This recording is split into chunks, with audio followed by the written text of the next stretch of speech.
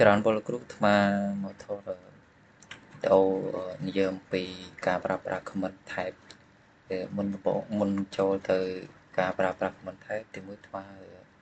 login ចូល Linux សិនតាមរយៈ SSH PowerShell លើទាមទារ password ដល់ចំណុចនេះយើងត្រូវការឆែកតើយើងប្រើប្រាស់ user មួយណា who am I នេះគឺជា user របស់អាត្មាហើយបន្តមកទៀតយើងលីសមើលឈ្មោះ ls នេះគឺជាឈ្មោះហើយបន្តមកទៀតយើងលីសយកតែ3ខាងលើទេ ls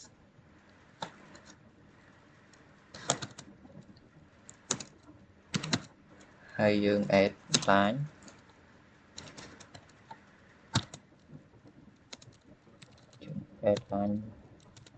ចំនួន3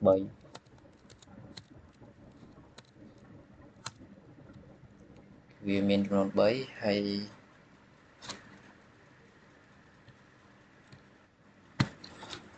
បន្តមកទៀតអាត្មាបង្កើត file មួយ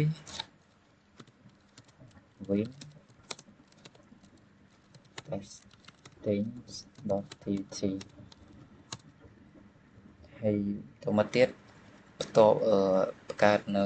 information ជា line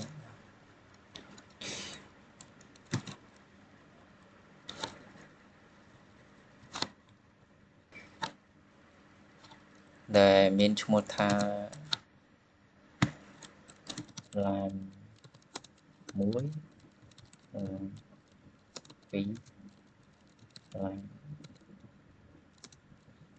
3 line 4 line 5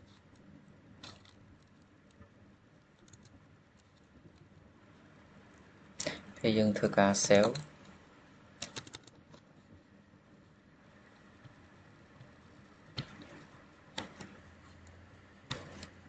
បន្តមកទៀតយើងចង់បង្ហាញ list វា ls បង្ហាញហើយតមកយើងបង្ហាញតែ list ចំនួន3យើងត្រូវការ case testing .ht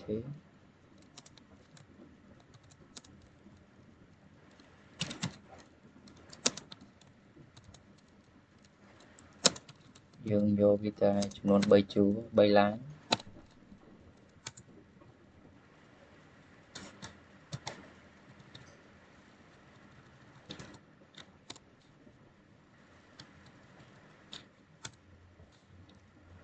ទៅវាឃើញចំនួនតែ3 line ទេ